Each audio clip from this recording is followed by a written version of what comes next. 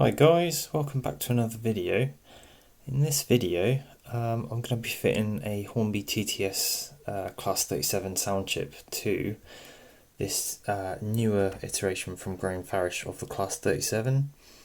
So that's the underside of it there, hopefully that'll help you identify. I'll get the shell off in a minute and we'll have a look. Just, so you can see if it's suitable to the same as your loco or not. But yeah, BR blue, absolutely lovely.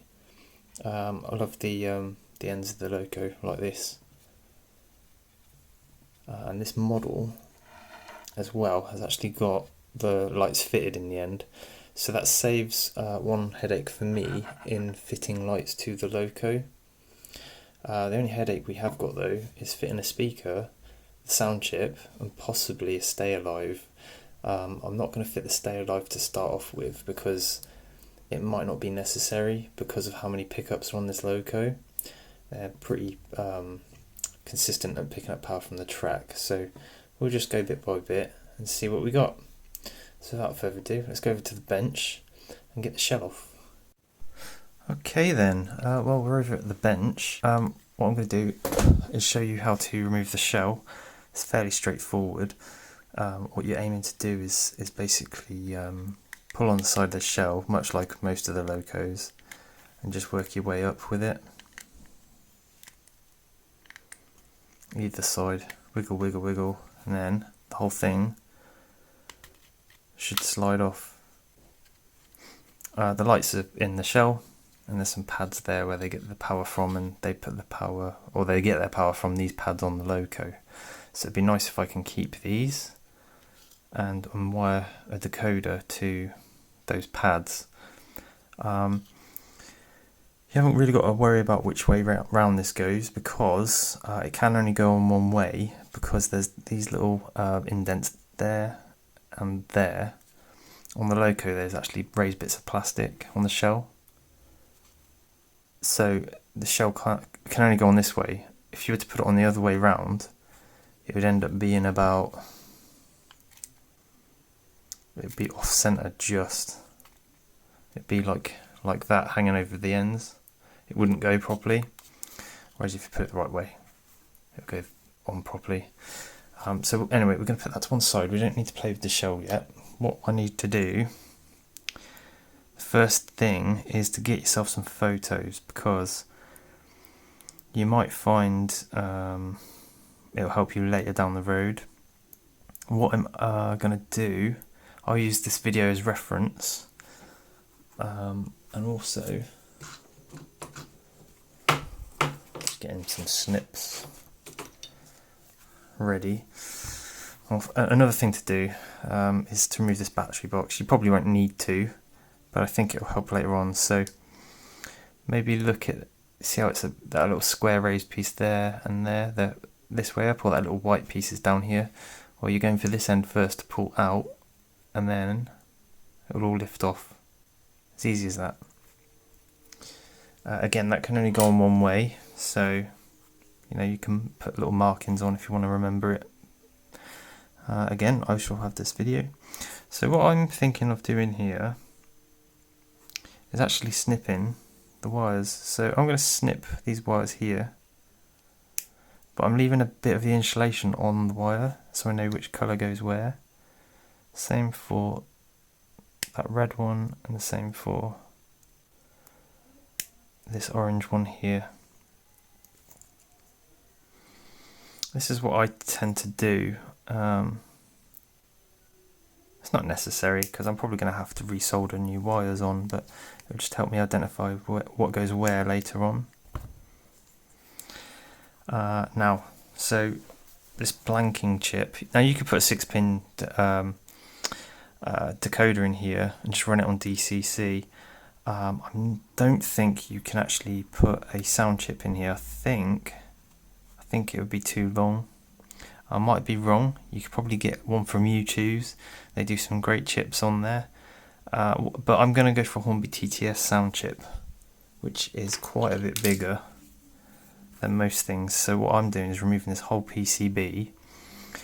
This PCB has also got, so there's 4 diodes here. That's a full bridge rectifier to turn the track voltage into like normal voltage DC voltage that the LEDs would see in various directions that the loco would travel. That's what they're doing. I suspect these, they're resistors and they're capacitors, I think. Yeah, C4. They're capacitors. I think they're, what are they?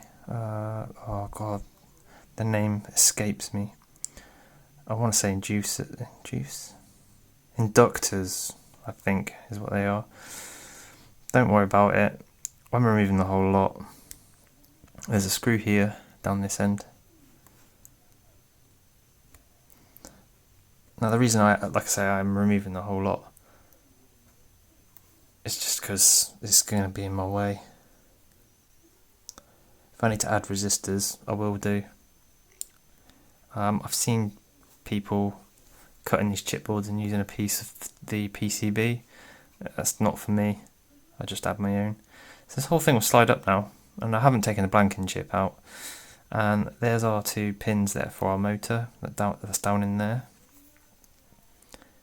So I'm going to put that to one side. I'm probably going to have to refer to this later on because there's an A, B and C connection here for the lights. And actually, I think, yeah, it's marked ABC on the PCB for the LEDs anyway, so actually you could just wire them to the relevant spots later on. I'll put that to one side, so if we need to refer to it later we can. And that's what we're left with. We're left with a pretty bare chassis now. So I've taken that tape off, which just holds the wires. I'm just taking that PCB out.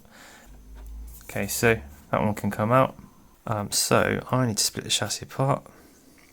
And the first thing I'm going to do is take this screw out here. Just put the screw, and there's a plastic retaining cap I just took out, sorry I didn't show. That just needs to go to one side for the time being. I'll get a little flat-headed screwdriver, and then this little clip here, and this one here, and then they'll just lift off the loco and it'll just fall apart, look. So I'm going to take this side off. This is one half of our chassis, and pull all the guts out. So when I put it all back in, I'll make sure it's all good again. There's a little plastic spacer there, so just put that to one side as well. Okay, so I've soldered the wires on the motor here. It's nothing too fantastic. I'm just using a red and a black wire. And also you'll notice I've put some tape around the motor. Now, the reason I've done that is because the 2 chassis halves potentially are going to have a track voltage on them. Now, going on previous experience, sometimes the casing of the motor can short with one of the chassis halves. You wouldn't notice it too much on DC, but my system is quite sensitive on DCC. So I do this, and then what I'll do is I'll put those bits of foam back between the motor and the casing again, and the job should be good. Now I've put a bit of grease in the cup on both parts of where this prop shaft's going to go. That's a bit of grease on the end of there, so I'm going to make sure that goes in the hole. And then this, yep, yeah, that just sits there. Same with this one. They find their own hole. Make sure you've got this in. Most people forget this. Just make sure that's in there. Or from the locos, I've seen people forget it. Now we need a bit of foam, which is hiding here. It's managed to work its way around. That gets sandwiched. Basically, there's one either side of the motor. I suspect it's something to do with just trying to minimise the sound transfer from the motor to the chassis. So this is going to go like this. So make sure you got everything in there like I have there, and then you're just putting the 2 halves together. Something like that. Now I'm carefully picking up both pieces at the same time whilst holding them together. And here there is a little plastic piece that I'll screw. It's like a nut, equivalent of a nut. the screw's got to go through the bottom here, whilst I'm still holding the two halves together.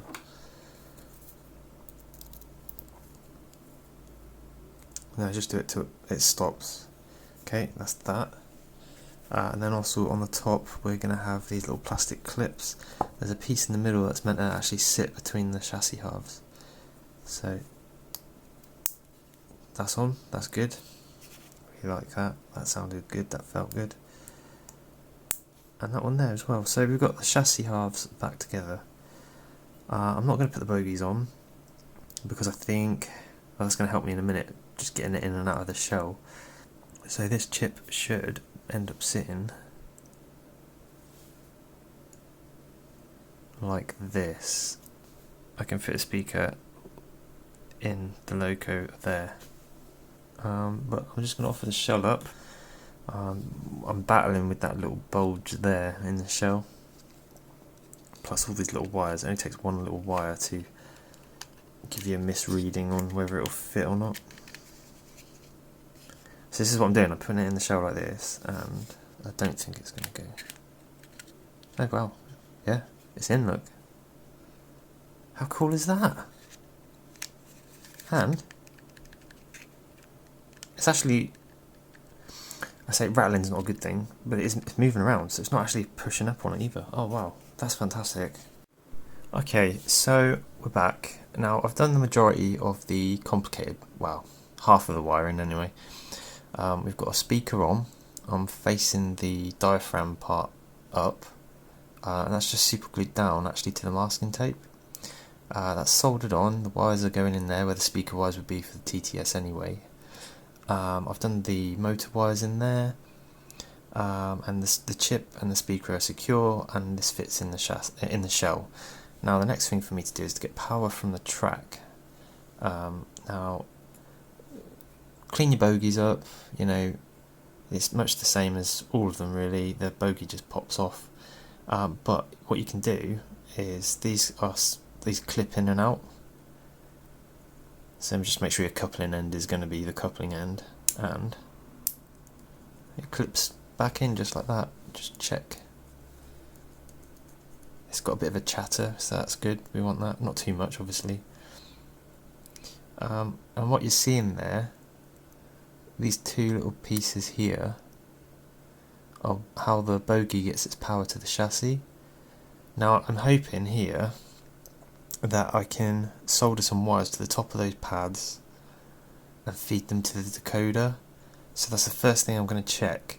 I'm going to do it at one end and feed it to the decoder, and if that works then I will continue to do the other end and do the same thing, because more power to the decoder is better, like more wheels that give power to the decoder, it's going to give a more consistent run, and the sound should hopefully then not cut in and out, because I'm trying to avoid using a stay alive, because you could probably put one on here but you'd have to drastically cut the chassis up, and I'm really trying to avoid that.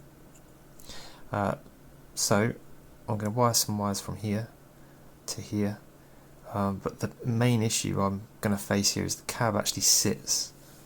The cab of the loco sits on this bit here, so I'm going to use some very thin wires and see how we get on. I'll be back in a minute. Okay, so I've put the front bogie on. There's nothing really going on down this end, it's not even getting power to the loco, although it might be, because the pickups there are still giving power to the front pickups, so yeah, it might be. I'm going to wire maybe pickups to there as well. I'm using very thin wire, so the first thing to do really is just to check that we've got power. So I've turned it on, and we'll move forwards, there we go, and backwards, yeah. So it's important to check at this point that, you know, the thing's actually working as described, like the decoder's doing the decoder job.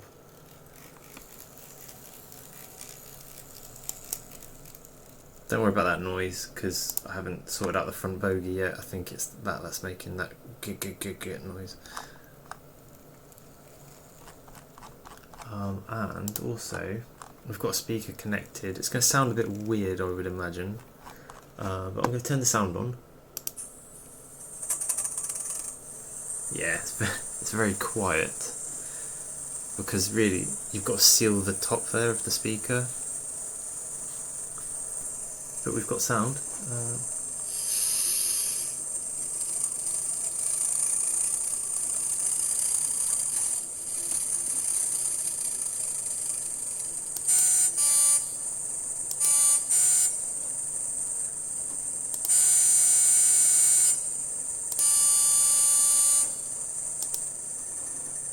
Okay, so everything seems to be in order, working, which is great. So what I'm going to do is, I think I am actually going to put some pickups on the front, on here to there as well, because I'm using quite a thin wire here. There's a lot of current, well, there's not a lot of current really, it's probably like half an amp. So just to avoid these being an issue, I'm going to put some wires at the front there just to double up their rating. And then I think what we'll be looking at are the lights. And I'll just show you what I do here with the speaker. In fact, I'll do that next actually, so you can see the comparison. This is without a cap, which is just useless. I'm going to get a bit of plastic card and cut a flat piece and stick it on the top with super glue, and we'll be back in a second and we'll just compare that noise that you just heard. Okay, so we're back. As you can see, there's a little bit of white plastic there, just glued to the top of the speaker. We'll have to just check the shell goes on. If not, I'll just literally chamfer the top edges of that plastic card. But it should all go on, hopefully. So I'm going to turn it on. Now, straight away, I can hear a difference.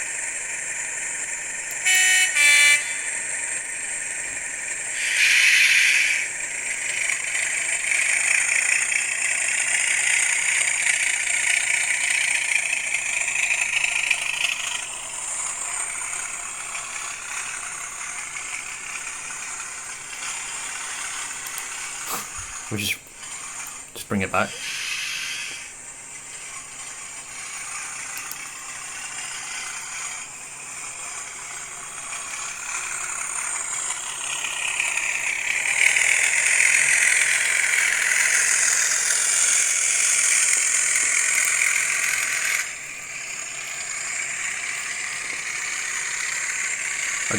I'll let you hear it.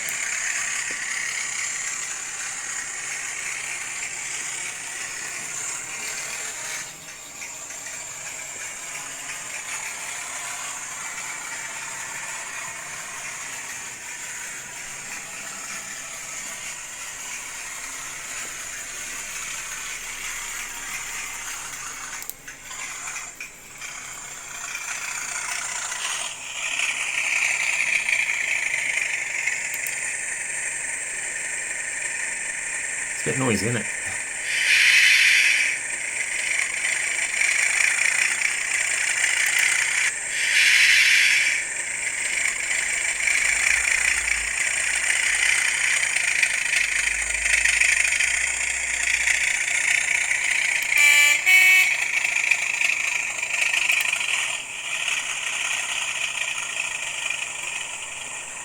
So, turn that off.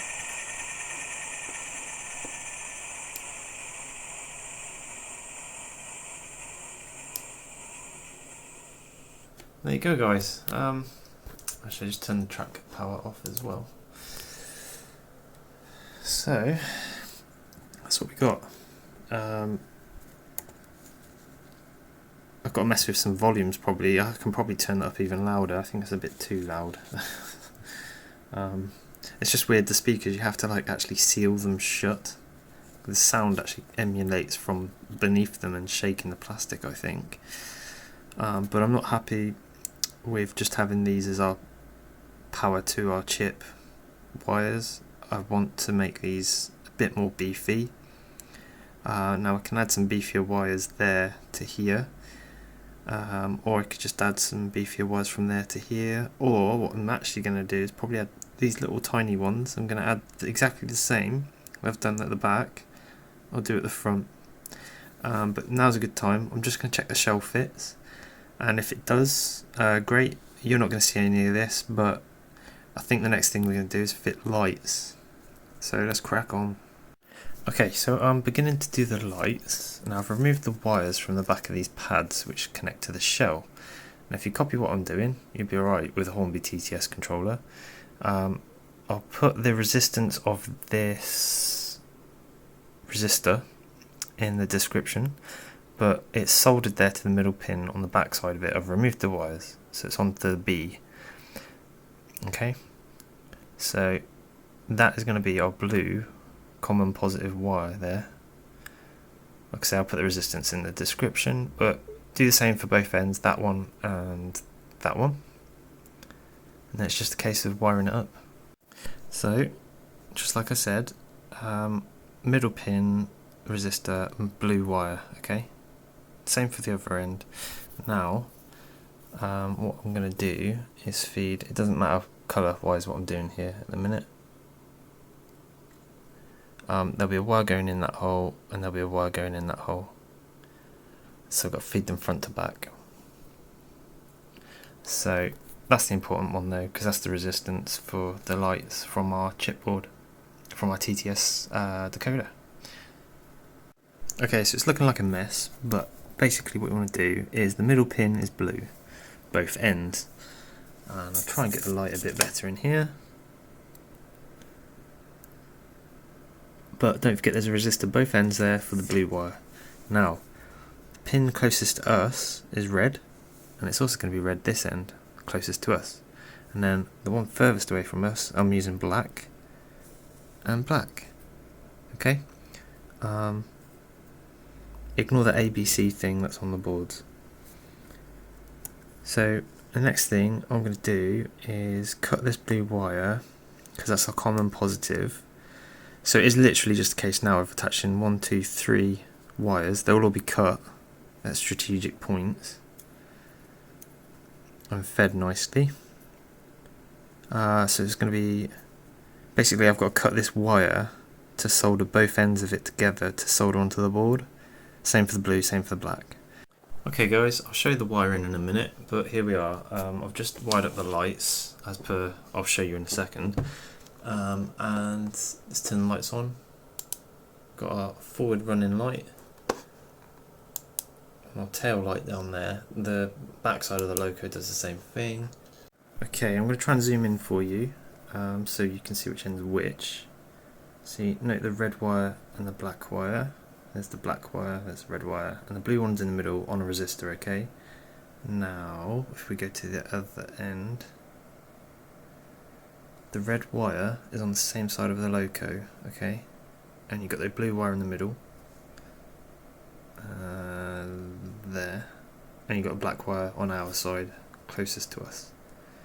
So if I zoom, well, bring it out a bit, what I've done is the blue wire in the middle of both PCBs joins and goes onto the chip here, okay?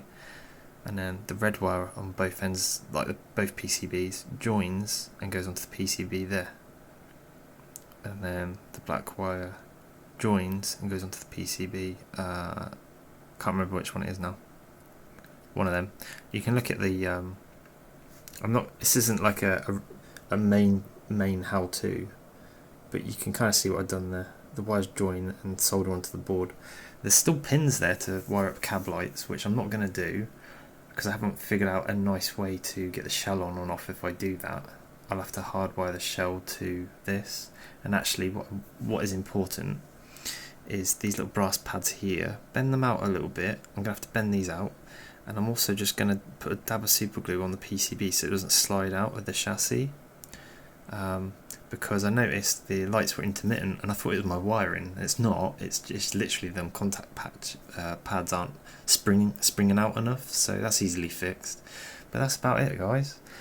I'm just going to take off, I think it was this bogie, the one with the coupling. I'm going to take that off and clean it all up, and then we'll have a little bit of a running session, I think.